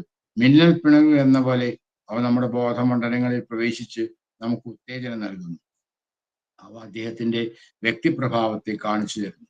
എന്നെ അളക്കാൻ ശ്രമിക്കരുത്, നിങ്ങൾ തോറ്റുപോകും. നിങ്ങളെ തന്നെ അളക്കാൻ ശ്രമിക്കൂ, അപ്പോൾ എന്നെ അളക്കുന്നതിൽ നിങ്ങൾക്ക് ജയമുണ്ടാവാം. എനിക്ക് തപശ്ചര്യയില്ല, ധ്യാനമില്ല, ഞാൻ പഠിക്കുന്നില്ല, ഞാൻ യോഗിയും സിദ്ധനും സാധകനുമല്ല. ഞാൻ സിദ്ധന്മാരെയും സാധകന്മാരെയും നയിക്കാനും അനുഗ്രഹിക്കാനും വന്നതാണ്. ഞാൻ പുരുഷനല്ല, സ്ത്രീയല്ല, വൃദ്ധനുമല്ല, യുവാവുമല്ല. എന്നാൽ ഇതെല്ലാമാണ്. എന്നെ പ്രശംസിക്കരുത്, എന്നെ പേടിക്കേണ്ട. അവകാശം പറഞ്ഞുകൊണ്ട് തന്നെ എന്നെ സമീപിക്കുക. നിങ്ങൾ നിങ്ങളുടെ പിതാവിനെ പ്രശംസിക്കുന്നില്ല. നിങ്ങൾ അദ്ദേഹത്തോട് അവകാശം പറഞ്ഞ് ചിലതൊക്കെ ചോദിക്കുന്നു അല്ലേ? ആരും ക്ഷണിക്കാതെയല്ല ഞാൻ ഈ ലോകത്ത് വന്നത്. സന്യാസികൾ, ഋഷിക്കൾ, സാധുക്കൾ, പല മതങ്ങളിലെയും രാജ്യങ്ങളിലെയും ജനങ്ങൾ ഇവരെല്ലാം എന്നെ ശരണം വിളിച്ച് എന്നോട് അഭ്യർത്ഥിച്ചു. അതിനാൽ ഞാൻ വന്നു. നിങ്ങൾ എന്നെ കാണുന്നത് ഇതം പ്രഥമമായിരിക്കും. എനിക്കാകട്ടെ നിങ്ങളെല്ലാം പരിചയമുണ്ട്. ഞാൻ നിങ്ങളെ മേലും കീഴും ഉള്ളും പുറവും നല്ല പോലെ അറിയുന്നു. എനിക്ക് ഗുണവുമില്ല, കാരണവുമില്ല. അപ്പോൾ മായ എന്നെ എങ്ങനെ ബന്ധിക്കും? ഞാൻ ശംഖുചക്ര ഗദാപത്മധാരിയാണ് വന്നതെങ്കിൽ നിങ്ങൾ ഒന്നുകിൽ പേടിച്ചോടുമായിരുന്നു, അല്ലെങ്കിൽ എന്നെ പ്രദർശനശാലയിൽ വെക്കുമായിരുന്നു. ഞാൻ സാധാരണക്കാരനായ നിങ്ങളുടെ ആരുടെയെങ്കിലും മാതിരി ആയിരുന്നെങ്കിൽ നിങ്ങൾക്ക് എന്നെ തീരെ വിലയുണ്ടാകുമായിരുന്നില്ല. അതുകൊണ്ടാണ് ഞാൻ ഈ മനുഷ്യരൂപം എടുത്തിരിക്കുന്നതും ഇടയ്ക്കിടെ മഹിമകൾ കാണിക്കുന്നതും. സത്യം, പ്രേമം എന്നിവയിലൂടെ ആധ്യാത്മിക പുനരുദ്ധാരണമാണ് എൻ്റെ പ്രവൃത്തി. ഞാൻ ധർമ്മമാർഗം, ബ്രഹ്മമാർഗം ഇവ രണ്ടും കാണിച്ചു തരാനാണ് വന്നിരിക്കുന്നത്. എൻ്റെ അടുത്തേക്ക് നിങ്ങളൊരടി മുന്നോട്ട് വരുന്ന പക്ഷം നിങ്ങളുടെ അരികത്തേക്ക് ഞാൻ 3 അടി വരും. എടുക്ക വയ്യാത്ത മഹാഭാരം പേറി വരുന്ന ആളെ കാണുമ്പോഴാണ് എനിക്ക് അധികം സന്തോഷം. അയാൾക്കാണ് എന്നെ കൊണ്ട് അധികം ആവശ്യം. ആധ്യാത്മിക ബന്ധത്താൽ എല്ലാവരും എൻ്റേതാണ്. അതുകൊണ്ട് എന്നെ പൂജിക്കുന്നവർ പൂജിക്കാത്ത മറ്റുള്ളവരെക്കാൾ അധികം എൻ്റെ അടുത്താണ് എന്ന് കരുതരുത്. ബാബയുടെ പ്രഭാഷണങ്ങളിലൂടെ മിന്നിത്തിളങ്ങി വരുന്ന ഉപദേശ തടില്ലതകളാണിവ. ഇവിടെ എന്നെ പ്രഭാഷണം കേൾക്കാൻ വന്നിരിക്കുന്ന നിങ്ങളിൽ ഓരോരുത്തരും ഞാൻ മനസ്സുകൊണ്ട് അങ്ങനെ സങ്കല്പിച്ചുകൊണ്ട് വന്നതാണ് എന്ന് ഒരിക്കൽ അദ്ദേഹം പറഞ്ഞു. അദ്ദേഹത്തിന്റെ പരമകാരുണ്യത്തിന്റെയും മഹത്ശക്തിയുടെയും അളവ് കുറിപ്പുകൾ അവയാണ്. ഈ പാരഗ്രാഫ് ഏറ്റവും പ്രധാനപ്പെട്ട പാരഗ്രാഫ്. കാരണം ഈ പ്രസംഗം വളരെ ഗംഭീരമായ ഒരു പ്രസംഗമാണ്. ഇതിൽ ഭഗവാൻ എന്താണെന്നും ആരാണെന്നും എങ്ങനെയാണ് സാധകന്മാരുടെ അടുത്ത് പെരുമാറുന്നതെന്നും സാധകന്മാർ എങ്ങനെയാണ് ഭഗവാനെ കാണേണ്ടതെന്നും ഉള്ള കാര്യങ്ങള് വളരെ ആധികാരികമായിട്ട് പറഞ്ഞിരിക്കുക. എന്താണ് ഭഗവാൻ മഹിമ കാണിക്കാനുള്ള കാരണം? എന്താണ് ഭഗവാൻ ഇത്തരത്തിലുള്ളൊരു ഒരു ആകൃതിയിൽ വന്നത്? അതിനൊക്കെയുള്ള ഉത്തരം ഇതിലില്ലേ? അപ്പോ അത്തരം പ്രഖ്യാപനങ്ങൾ ചിലപ്പോൾ ഭഗവാനിൽ നിന്ന് വരാറുണ്ട്. അത് മിന്നൽ പിണരുകൂടൊക്കെ നമ്മുടെ ബോധമണ്ഡലത്തിൽ പ്രവേശിച്ചിട്ട് നമുക്ക് ആധ്യാത്മികമായ ഉത്തേജനം നൽകും. സ്വാമി പറഞ്ഞു, ഇതൊക്കെ ശരി, നിങ്ങൾ എന്നെ അളക്കാനൊന്നും ശ്രമിക്കരുത് കേട്ടോ. എന്നെ അളന്നാൽ നിങ്ങൾ തോറ്റുപോകും. നിങ്ങളുടെ മനസ്സും ബുദ്ധിയൊന്നും എൻ്റെ ആ പ്രഭാവത്തിലേക്ക് എത്തില്ല. യഥോ വാചോ നിവർത്തന്റെ അപ്രാപ്യ മനസ്സാസഹ. എത്താൻ സാധിക്കില്ല. നിങ്ങളുടെ യുക്തിയും ബുദ്ധിയും കൊണ്ടൊന്നും എന്നെ മനസ്സിലാക്കാൻ സാധിക്കില്ല. ഞാൻ അതിനൊക്കെ അതീതമായ ഭാവത്തിലാണ്. അപ്പോൾ എന്നെ അളക്കുന്നാൽ നിങ്ങൾ എന്ത് ചെയ്യണം? നിങ്ങളെ തന്നെ അളക്കൂ. നിങ്ങൾ ആരാണെന്ന് അറിയാൻ വേണ്ടി ശ്രമിക്കൂ. അങ്ങനെ അളക്കുമ്പോൾ നിങ്ങൾക്ക് ചിലപ്പോൾ എന്നെ മനസ്സിലാക്കാൻ സാധിച്ചു എന്ന് വരാം. എന്നെ അളക്കുന്നതിൽ നിങ്ങൾക്ക് ജയമുണ്ടാവും. അപ്പോൾ എനിക്ക് സാധനയില്ല, എനിക്ക് തപശ്ചര്യൊന്നുമില്ല, ഞാൻ ധ്യാനിക്കാറൊന്നുമില്ല, ഞാൻ പഠിക്കണില്ല, ഞാൻ യോഗിയും സിദ്ധനും ആരുമല്ല. ഞാൻ സിദ്ധന്മാരെയും സാധകന്മാരെയും ഒക്കെ നയിക്കാനും അനുഗ്രഹിക്കാനും വന്ന ആളാണ്. ഞാൻ പുരുഷനല്ല, സ്ത്രീയല്ല, വൃദ്ധനല്ല, യുവാവല്ല. പക്ഷെയോ ഇതൊക്കെയാണ്. എന്നെ നിങ്ങൾ പ്രശംസിക്കൊന്നും വേണ്ട, എന്നെ നിങ്ങൾ പേടിക്കും വേണ്ട. നിങ്ങൾക്ക് എൻ്റെ അടുത്ത് നിങ്ങൾക്ക് റൈറ്റ് ഉണ്ട്, നിങ്ങൾക്ക് അവകാശമുണ്ട്. നിങ്ങൾക്ക് വേണ്ടുന്ന കാര്യങ്ങൾ എന്നോട് ചോദിക്കാനുള്ള അവകാശം ഞാൻ നിങ്ങൾക്ക് തന്നിട്ടുണ്ട്. നിങ്ങൾ ധൈര്യമായിട്ട് ചോദിച്ചോളൂ, അവകാശം പറഞ്ഞു ചോദിച്ചോളൂ. അതിനാണ് ഞാൻ നിങ്ങളെ എൻ്റെ അടുത്തേക്ക് വരുത്തുന്നത്. നിങ്ങൾ ആരും വിളിക്കാതെ വന്ന ആളല്ല ഈ ലോകത്തിലേക്ക്. ഒരുപാട് സന്യാസിമാർ, ഋഷിക്കളും സാധുക്കളും ഒക്കെ എല്ലാ മതങ്ങളിലെയും എല്ലാ രാജ്യങ്ങളിലെയുള്ള ജനങ്ങളൊക്കെ എന്നെ ശരണം വിളിച്ചിട്ടാണ് ഞാൻ ഈ ലോകത്തിലേക്ക് വന്നത്. അത് ഏത് മതത്തിലായാലും ശരി, അതിലൊക്കെ വിശ്വസിക്കുന്നവര് സർവശക്തനായിട്ടുള്ള ഈശ്വരനോട് പ്രാർത്ഥിച്ചിട്ടുണ്ടാവുക, അങ്ങ് ഈ ഭൂമിയിൽ അവതരിച്ചിട്ട് അല്ലെങ്കിൽ ആവിർഭവിച്ചിട്ട് ഞങ്ങളുടെയൊക്കെ ഈ ദുഃഖത്തിനെയൊക്കെ ഇല്ലാതാക്കണേ എന്ന് ഒരുപാട് പേര് പ്രാർത്ഥിച്ചിട്ടുണ്ടായിരിക്കാം. അതുകൊണ്ടാണ് ഞാൻ വന്നത്. നിങ്ങൾ ചിലപ്പോൾ എന്നെ ആദ്യമായിട്ടായിരിക്കും കാണുന്നത്, പക്ഷെ എനിക്ക് നിങ്ങൾ എത്രയോ കാലത്തെ പരിചയമുണ്ട്. എത്രയോ ജന്മങ്ങളിൽ കൂടെ നിങ്ങൾ വന്നത് എനിക്ക് അറിയാൻ സാധിക്കും. ഞാൻ നിങ്ങളുടെ മേലും കീഴും ഉള്ളും പുറവും ഒക്കെ പൂർണ്ണമായിട്ട് അറിയുന്ന ആളാണ്. എനിക്ക് ഗുണങ്ങളില്ല, കാരണങ്ങളില്ല. അങ്ങനെ ഇല്ലാത്തത് കൊണ്ട് മായ എന്നെ ബാധിക്കില്ല, മായയ്ക്ക് എന്നെ തളർത്താൻ സാധിക്കില്ല. ഞാൻ പുരാണങ്ങളിലൊക്കെ പറഞ്ഞ രീതിയിലുള്ള വിഷ്ണുവിന്റെ സ്വരൂപം ശംഖചക്രാദികളായിട്ടോ അല്ലെങ്കിൽ ശിവന്റെ സ്വരൂപം പാമ്പും അതൊക്കെ അണിഞ്ഞ് തലയോടൊക്കെ മാലയൊക്കെ ഇട്ടുകൊണ്ടൊക്കെ വന്നാലോ, നിങ്ങൾ ഒന്നുകിൽ നിങ്ങൾ പേടിച്ചോടും, അല്ലെങ്കിൽ എന്നെ പിടിച്ചു കൊണ്ടുപോയിട്ട് ഒരു സൂലോ അല്ലെങ്കിൽ ഒരു പ്രദർശനശാലയിലോ മ്യൂസിയത്തിലോ കൊണ്ടുവയ്ക്കും. അപ്പോ ഇന്നത്തെ കാലത്ത് ഞാൻ വരണമെങ്കിൽ നിങ്ങളുടെ മാതിരി വരണം. അങ്ങനെ നിങ്ങളുടെ മാതിരി ആയിരുന്നെങ്കിൽ അങ്ങനെ വന്നാലോ, അങ്ങനെ വന്നാലും ചിലപ്പോൾ നിങ്ങൾക്ക് എന്നെ വില ഉണ്ടാവില്ല. അതുകൊണ്ട് ഞാൻ ഈ മനുഷ്യരൂപത്തിൽ വന്നിരിക്കുന്നത് ഇടയ്ക്കിടയ്ക്ക് എൻ്റെ മിറാക്കിൾസ് ഞാൻ കാണിക്കും. അതെന്റെ വിസിറ്റിംഗ് കാർഡ്സ് ആണ്. ഞാൻ ഇടയ്ക്കിടയ്ക്ക് നിങ്ങളെ ബുദ്ധി കൊണ്ടും മനസ്സുകൊണ്ടൊന്നും ഒരു തരത്തിലും അളക്കാൻ സാധിക്കാത്തതായിട്ടുള്ള മഹിമകള് നിങ്ങളുടെ മുമ്പിൽ വെച്ച് കാണിക്കും. അല്ലെങ്കിൽ നിങ്ങൾ എന്നെ വിശ്വസിക്കില്ല. നിങ്ങളെപ്പോലെ ഒരു സാധാരണ മനുഷ്യനെന്നാണ് ഞങ്ങൾ എന്നെ വിചാരിക്കുക. ഞാൻ അങ്ങനെയല്ല. അപ്പോ ഞാൻ വന്നിരിക്കണ എന്തിനാ? ഞാൻ ഈ മഹിമ കാണിക്കണ എന്തിനാ? അത് സത്യം, പ്രേമം എന്നീ മൂല്യങ്ങളിലൂടെ ഇവിടുത്തെ ആധ്യാത്മികമായ പുനരുദ്ധാരണമാണ്. അതിന്റെ കാര്യത്തിനാണ് ഞാൻ ഇവിടെ അവതരിച്ചിരിക്കുന്നത്. ഞാൻ നിങ്ങൾക്ക് ധർമ്മമാർഗവും ബ്രഹ്മമാർഗവും രണ്ടും നിങ്ങൾക്ക് കാണിച്ചു തരും. എൻ്റെ അടുത്തേക്ക് നിങ്ങൾ എന്നെ വിശ്വസിച്ചിട്ട് ഒരടി വന്നാൽ ഞാൻ നിങ്ങളുടെ അടുത്തേക്ക് 3 അടി അടുത്തേക്ക് വരുന്നതാണ് എന്നാണ് സ്വാമി ഇവിടെ പറഞ്ഞിട്ടുള്ളത്. മറ്റൊരു സ്ഥലത്ത് 1 അടി വെച്ചാൽ മതി, 100 അടി ഞാൻ നിങ്ങളുടെ അടുത്തേക്ക് വരും എന്ന് പറഞ്ഞ കാര്യങ്ങളും ഉണ്ട്. അത് സാഹചര്യങ്ങൾക്കനുസരിച്ചിട്ടാണ്. നിങ്ങൾക്ക് തോന്നും എനിക്ക് ചിലരോട് വലിയ സന്തോഷമാണ്, ചിലർ അത് ആധ്യാത്മിക ബന്ധം കൊണ്ടാണെന്നൊക്കെ. അതുകൊണ്ട് എന്നെ പൂജിക്കാത്തവർക്ക് എൻ്റെ അടുത്ത് സ്ഥാനമില്ല എന്ന് അതൊന്നും നിങ്ങൾ കരുതരുത്. എനിക്ക് എല്ലാവരും ഒരുപോലെയാണ്. അപ്പോ ഈ ഉപദേശങ്ങൾ ഇതിലെല്ലാ കാര്യങ്ങളും പറഞ്ഞിട്ടില്ലേ? ഇതാ നമ്മൾ ഭഗവാനെ പറ്റിയിട്ട് എല്ലാം അറിയാന്ന് പറയുമ്പോൾ ഇത്തരത്തിലുള്ള സംഗതികളൊക്കെ നമ്മളൊക്കെ അറിയണം. അപ്പോ എന്തിനാ ഭഗവാൻ ഈ ഒരു ഡ്രസ്സിൽ? എന്തിനാണ് ഭഗവാൻ ഇങ്ങനെ മഹിമ കാണിക്കുന്നത്? എന്തിനാണ് ഭഗവാൻ എന്താണ് ഈ ഉപദേശങ്ങൾ ഇങ്ങനെ തന്നുകൊണ്ടിരിക്കുന്നത്? എന്താണ് ഭഗവാൻ വന്നതിന്റെ അർത്ഥം? ഇതൊക്കെ നമുക്ക് പറയാൻ സാധിക്കണം. അതൊക്കെ ഇവിടെ സ്വാമി കൃത്യമായിട്ട് നമുക്ക് പറഞ്ഞു തന്നിരിക്കണം, ഈ കാര്യങ്ങളൊക്കെ തന്നെ. അപ്പോ നിങ്ങൾ ഇവിടെ വന്നിരിക്കുന്നുണ്ടല്ലോ എൻ്റെ മുമ്പിൽ. നിങ്ങൾ എവിടുന്നോ വന്ന് എന്നെ കാണാൻ വന്നു, എൻ്റെ പ്രസംഗം കേൾക്കാൻ നിങ്ങൾക്ക് സാധിച്ചു. അല്ല, ഞാൻ സങ്കല്പിച്ചിട്ടാണ് നിങ്ങൾ വന്നത്. നിങ്ങൾക്ക് ഒറ്റയ്ക്കൊന്നും ഇവിടെ വരാൻ പറ്റില്ല. എൻ്റെ സങ്കല്പം വേണം എന്നെ കാണണമെങ്കിൽ, എൻ്റെ പ്രസംഗം കേൾക്കണമെങ്കിൽ. അന്ന് ഇങ്ങനെയുള്ള ഒരുപാട് തന്നെ പറ്റിയുള്ള ആ മാഹാത്മ്യത്തിന്റെ, ആ മഹിമയുടെ പ്രോജ്വലമായിട്ടുള്ള ആ വീക്ഷണം ഭഗവാന്റെ അടുത്ത് വന്ന് ആദ്യകാലങ്ങളിലൊക്കെ വളരെയധികം അടുത്ത് വന്നവരോട് പറഞ്ഞ് മനസ്സിലാക്കി കൊടുത്തിട്ടുണ്ടായിരുന്നു. ബാബയുടെ മുമ്പിൽ തടിച്ചുകൂടിയവരും മനോദുഃഖം അനുഭവിക്കുന്നവരുമായ ജനങ്ങൾക്ക് ബാബ നൽകുന്ന സന്ദേശത്തിന്റെ ആകർഷണ ശക്തിയെയും മൂല്യത്തെയും ഇത്തരം പ്രഖ്യാപനങ്ങൾ ശതഗുണീഭവിപ്പിക്കുന്നു. അദ്ദേഹം തന്റെ കരകവിയുന്ന പ്രേമത്തിൽ എല്ലാവരെയും ചേർക്കുന്നു. ഞാൻ ആരെയും തള്ളിക്കളയുന്നില്ല, എനിക്കതിന് കഴിയുകയുമില്ല. അങ്ങനെ ചെയ്യുന്ന എൻ്റെ പ്രകൃതിക്ക് യോജിച്ചതല്ല. പേടി വേണ്ട, ഞാൻ നിങ്ങളുടേതാണ്, നിങ്ങൾ എൻ്റെയും എന്നിങ്ങനെ ഹൃദയത്തിൽ അലിവാർന്ന വാക്കുകൾ പറയുമ്പോൾ ഇകലോകാതീതമായൊരു സൗഹൃദം നമുക്കും അദ്ദേഹത്തിനും തമ്മിൽ ഉളവായിത്തീരുന്നു. അതുകൊണ്ട് അദ്ദേഹത്തിന്റെ വാക്കുകൾ നമ്മുടെ ബോധമണ്ഡലത്തിൽ അഗാധത്തിൽ ആണ്ടുപോകുന്നു. അവിടെ അവ വേരൂന്നി നല്ല സ്വഭാവമായി, ദൈവിക സ്വഭാവമായി തഴച്ച് പടർന്ന് രൂപാന്തരപ്പെടും. സദസ്യരെ അദ്ദേഹം സംബോധന ചെയ്യുന്നത് തന്നെ ആത്മസ്വരൂപലാര, ആത്മാവ് കുടികൊള്ളുന്ന രൂപങ്ങളെ എന്നാണ്. അജ്ഞാനനിദ്രയിൽ നിന്നും ജനങ്ങളെ തട്ടി ഉണർത്തുക എന്നതാണ് അദ്ദേഹത്തിന്റെ പ്രധാന ഉദ്ദേശം. അനശ്വരമായ ദൈവികമായ അവരുടെ യഥാർത്ഥ പ്രകൃതി കാണിച്ചു കൊടുക്കുക.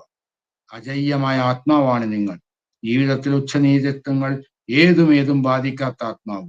റോഡിലൂടെ നടക്കുമ്പോൾ നിങ്ങളുടെ നിഴൽ പൂഴിയിലും ചളിയിലും ചെടിയിലും പൊടിയിലും കല്ലിലും മണലിലും തട്ടുന്നു. പക്ഷേ നിങ്ങൾക്കതിനാൽ വ്യസനമില്ല, കാരണം ഹാനിയില്ലാതെ നിങ്ങൾ നടക്കുന്നുണ്ടല്ലോ. അതുപോലെ ആത്മാവിന്റെ നിഴലായ ദേഹത്തെ സംബന്ധിച്ച് നിങ്ങൾ ക്ലേശിക്കണ്ട. ഈ ഒരു കാര്യത്തെ നിരവധി ഉദാഹരണങ്ങൾ കൊണ്ട് നല്ലപോലെ പഠിപ്പിക്കുവാൻ ബാബ യത്നിക്കുന്നു. എന്നിട്ട് അചഞ്ചലമായ ധൈര്യം ചെലുത്തി വിടും. വളരെ ഗംഭീരമായിട്ടുള്ള, എങ്ങനെയാണ് ഭഗവാനെ വിശ്വസിച്ചുകൊണ്ട് ഒരു പേടിയും കൂടാതെ ഈ ജീവിതത്തിലേക്ക് നിരാശയും ദുഃഖവും ഇല്ലാതെ മുന്നോട്ട് പോകേണ്ടതെന്ന് കൃത്യമായിട്ട് പറഞ്ഞിരിക്കുക. എല്ലാവരും മനോദുഃഖങ്ങളായിട്ട് ഭഗവാന്റെ മുമ്പിലേക്ക് ചെല്ലുകയാണ് നമ്മളൊക്കെ. അങ്ങനെ ചെന്നവരാണ് നമ്മളൊക്കെ തന്നെ. അപ്പോ അവിടെ എത്തിക്കഴിഞ്ഞാൽ ഭഗവാൻ അദ്ദേഹത്തിന്റെ സന്ദേശങ്ങൾ, അദ്ദേഹം നമ്മുടെ ജീവിതത്തിൽ അനുവർത്തിക്കേണ്ട മൂല്യങ്ങൾ, അതിന്റെ കാര്യങ്ങളൊക്കെ നമുക്ക് പറഞ്ഞു തരുന്നു. ആ അങ്ങേയറ്റത്തെ പ്രേമത്തില് അദ്ദേഹം നമ്മളെ ഒക്കെ ചേർത്ത് പിടിക്കുന്നു. ഇതിൽ പറയാണ്, ഞാൻ ഒരൊറ്റാളെയും തള്ളിക്കളയില്ല, എനിക്ക് ആരെയും തള്ളിക്കളയാൻ കഴിയില്ല, അതുകൊണ്ട് നിങ്ങൾക്ക് ഒരു പേടിയും വേണ്ട. എന്റെ പ്രകൃതിയിൽ നിന്ന് ഒരാളെ തള്ളിക്കളയേണ്ട കാര്യമേ ഇല്ല. എനിക്ക് എല്ലാവരും സ്നേഹിക്കാനേ പറ്റുള്ളൂ. ഞാൻ നിങ്ങളുടേതാണ്, നിങ്ങൾ എന്റെയുമാണ്. അത്തരം ഒരു സുദൃഢമായ ബന്ധമാണ് നമുക്കുള്ളത്. അങ്ങനത്തെ വാക്കുകൾ കേൾക്കുമ്പോൾ നമുക്ക് എന്തൊരു സുഖാണ്. സ്വാമി നമ്മളെ ചേർത്തി പിടിച്ചു കൂട്ടി നിൽക്കുകയല്ലേ. അപ്പോ വല്ലാത്തൊരു സൗഹൃദം, അകലാൻ പറ്റാത്ത ഒരു സൗഹൃദം നമുക്കും അദ്ദേഹത്തിനും ഉണ്ടായിത്തീരുന്നു. അതുകൊണ്ട് ആ വാക്കുകളൊക്കെ നമ്മുടെ ബോധമണ്ഡലത്തിന്റെ ഉള്ളിലേക്ക് പോയി അവിടെ വേരൂന്നിയിട്ട് അതിന്റെ പ്രചോദനത്തിൽ നമ്മുടെ സ്വഭാവങ്ങളിലൊക്കെ മാറ്റങ്ങൾ വന്നു. ചീത്ത സ്വഭാവമൊക്കെ പോയി സാത്വികമായ സ്വഭാവം അങ്ങനെ തഴച്ച് പടർന്ന് രൂപാന്തരപ്പെടുന്ന ഉള്ളിലൊക്കെ. അപ്പോൾ ആ ഒരു സങ്കല്പം കൊണ്ടാണ് സ്വാമി നമ്മളെയൊക്കെ ആത്മസ്വരൂപലരാ എന്ന് വിളിക്കുന്നത്. നിങ്ങളൊക്കെ ആത്മസ്വരൂപന്മാരാണ്, നിങ്ങളൊക്കെ അനശ്വരമായ ദൈവികതയുടെ പ്രതീകങ്ങളാണ്. അത് നിങ്ങൾ മനസ്സിലാക്കണം. നിങ്ങളൊക്കെ അജയ്യമായ ആത്മാവാണ്. ജീവിതത്തിലുള്ള ഉച്ചനീചത്വങ്ങൾ ഒന്നും ആത്മാവിനെ ബാധിക്കില്ല. നിങ്ങൾ പേടിക്കണ്ട, അതൊക്കെ കടന്നു പോട്ടെ. നിങ്ങൾ തികച്ചും ശുദ്ധമായിട്ട് മരണമില്ലാത്ത, നാശമില്ലാത്ത, മാറ്റമില്ലാത്ത നിത്യമായ ആ സത്യമാണ്. നമ്മളൊക്കെ ഒരു റോഡിലൂടെ നടക്കുമ്പോൾ നമ്മളെ നിഴലിലെ പൂയിലും ചളിയിലും ചെടിയിലും ഒക്കെ തട്ടി പോവില്ലേ? പക്ഷെ നമുക്കെന്താ അപ്പൊ വല്ല പേടിയുണ്ടോ, വ്യസനമുണ്ടോ? കാരണം നിങ്ങൾക്ക് യാതൊന്നും പറ്റണില്ല, നിങ്ങൾ സുഖമായിട്ട് നടക്കുന്നു. അതേപോലെ ആത്മാവിന്റെ നിഴലായ ദേഹത്തെ സംബന്ധിച്ചിട്ട് നിങ്ങൾ എന്തിനാ ക്ലേശിക്കുന്നത്? അത് ആത്മാവിന്റെ നിഴല് മാത്രമാണ് എന്ന ബോധത്തോടെ നമ്മുടെ ജീവിതത്തിൽ നമ്മൾ നടന്നു പോകുമ്പോൾ നിഴല് കാണുമ്പോൾ അത് അതിലേന്തിലും തട്ടിപ്പോകുമ്പോഴൊന്നും നമുക്കൊരു പേടിയില്ലല്ലോ. അതുപോലെ നിങ്ങൾ ആ ആത്മാവിന്റെ നിഴലെ കണ്ടിട്ട് പേടിക്കണ്ട, അതിന് നിങ്ങൾ വലിയ വില കൊടുക്കണ്ട. അതാണ് നിങ്ങളെന്ന് നിങ്ങൾ ധരിക്കണ്ട. ദേഹബുദ്ധി നിങ്ങൾക്ക് ഉണ്ടാവരുത്, നിങ്ങൾക്ക് ആത്മബുദ്ധിയാണ് ഉണ്ടാവേണ്ടത് എന്ന്. അപ്പോ നിങ്ങൾക്ക് ക്ലേശം ഉണ്ടാവില്ല. ഇതിനെ പറ്റിയിട്ടുള്ള ഇതിലും അപ്പുറത്തായിട്ട് എന്താ ആധ്യാത്മിക ഉപദേശം നമുക്ക് വേണ്ടത്? ഇതിൽ വിശ്വസിച്ച് കഴിഞ്ഞാൽ പിന്നെ നമുക്ക് ഈ ജീവിതത്തിനോട് എന്തെങ്കിലും നീരസം തോന്നും, നമുക്ക് ഭയം ഉണ്ടാവും. അപ്പോ അങ്ങനെയുള്ള ഒരുപാട് കാര്യങ്ങൾ ഉദാഹരണങ്ങൾ കൊണ്ട് നല്ലപോലെ പഠിപ്പിക്കാൻ ബാബ ശ്രമിച്ചുകൊണ്ട്, അതാണ് അദ്ദേഹത്തിന്റെ അവതാര ഉദ്ദേശം, അതാണ് അദ്ദേഹം ചെയ്തുകൊണ്ടിരുന്നത്. അചഞ്ചലമായിട്ടുള്ള ധൈര്യം നമുക്കൊക്കെ ഉണ്ടാക്കി തരും. നമ്മളൊക്കെ ജീവിച്ചുകൊണ്ടിരിക്കുമ്പോൾ എന്തൊക്കെ ബുദ്ധിമുട്ടുകളാണ് നമ്മൾ തരണം ചെയ്ത് പോരുന്നത്. പക്ഷെ വളരെ നിസ്സാരമായി നമ്മൾ അതിനൊക്കെ തരണം ചെയ്ത് പോരുന്നു. കാരണം എന്താ? നമുക്കറിയാം നമ്മുടെ കൂടെ ഭഗവാൻ ഉണ്ടെന്ന്. എനിക്ക് ഉചിതമായത് ഭഗവാൻ ചെയ്തു തരുന്നുള്ള പൂർണ്ണ വിശ്വാസം ഉള്ളവർക്ക് ഈ ജീവിതത്തിന്റെ ഈ പ്രാതിഭാസികമായ സത്യത്തിൽ ഉളവാകുന്ന ശരിക്കും സത്യങ്ങളല്ലാത്ത കാര്യങ്ങൾ മാറി മറിഞ്ഞുകൊണ്ടിരിക്കുമ്പോൾ ജീവിതത്തിൽ നമുക്ക് പേടിയും ഭയമൊന്നും ഉണ്ടാവില്ല. കാരണം എൻ്റെ ഭഗവാൻ അതൊക്കെ തട്ടിയിട്ട് എന്നെ ആ പാരമാർത്ഥിക സത്യത്തിലേക്ക് എത്തിക്കും എന്ന ആ തിരിച്ചറിവ് നമുക്ക് ഉണ്ടായിട്ടുണ്ടെങ്കിൽ പിന്നെ നമുക്കിവിടെ ഭയപ്പെടാൻ എന്താ ഉള്ളത്? സ്വാമി എന്നെ നോക്കിക്കോളൂ, എൻ്റെ ഉള്ളിൽ നിറയെ സ്വാമിയാണ്. ആത്മാവ് എന്ന് പറയുന്നത് സ്വാമി തന്നെയാണ് എന്ന ആ ഒരു തിരിച്ചറിവോടുകൂടി ഈ ജീവിതം മുന്നോട്ട് കൊണ്ടുപോകുമ്പോൾ വളരെ ധൈര്യത്തോടു കൂടി പേടിയില്ലാതെ നമുക്ക് സുഗമമായി മുന്നോട്ട് പോകാൻ സാധിക്കുമെന്ന കാര്യമാണ് ഇവിടെ പറഞ്ഞത്. ഞാൻ ഇവിടെ നിർത്തുകയാണ്. വലിയ ഉപദേശങ്ങളാണ് ഇന്നത്തെ നമ്മുടെ ഈ വായനയിൽ ഉണ്ടായത്. വളരെ ഗഹനങ്ങളായ കാര്യങ്ങളാണ് ഇവിടെ പറഞ്ഞത്. ഇത് ശരിക്കും പറഞ്ഞാൽ ഒരു ഉപനിഷത്ത് കാര്യങ്ങളാണ് ഇന്ന് നമ്മൾ വായിച്ച കാര്യങ്ങളൊക്കെ. അതിൽ ശരിക്കും ഭഗവാന്റെ ആ അവതാര ഉദ്ദേശവും ഭഗവാന്റെ പ്രകൃതവും ഭഗവാൻ സങ്കല്പവും ഭഗവാൻ എങ്ങനെയാണ് നമ്മൾ ഉപാസിക്കേണ്ടതെന്നും എല്ലാ കാര്യങ്ങളും വ്യക്തമായിട്ട് പറഞ്ഞിട്ടുള്ള ഭാഗങ്ങളാണ് ഇന്ന് നമ്മൾ വായിച്ചത്. വളരെ ഗഹനങ്ങളായതുകൊണ്ടാണ് നമുക്ക് ഇനി അതിനപ്പുറത്തേക്ക് ഞാൻ പറയുന്നില്ല. ഏതോ മീറ്റിംഗ് ഒക്കെ ഉണ്ട്, സതീശനൊക്കെ പോകേണ്ടതാണ്. ഏതായാലും ഇന്ന് പറയുന്ന കാര്യങ്ങൾ ഒന്നുകൂടി എല്ലാവരും വായിച്ച് മനനം ചെയ്ത് നിത്യാസം ചെയ്യണമെന്ന് അഭ്യർത്ഥിച്ചുകൊണ്ട്, അതിന് ഞങ്ങൾക്ക് ശക്തി തരണേ സ്വാമി എന്ന് പ്രാർത്ഥിച്ചുകൊണ്ട് ഇന്നത്തെ ഈ വ്യാഖ്യാനം ഞാനിവിടെ ഉപസംഹരിക്കട്ടെ. ഭഗവത് പാദങ്ങളിൽ സമർപ്പിച്ചുകൊണ്ട് സായിരാം.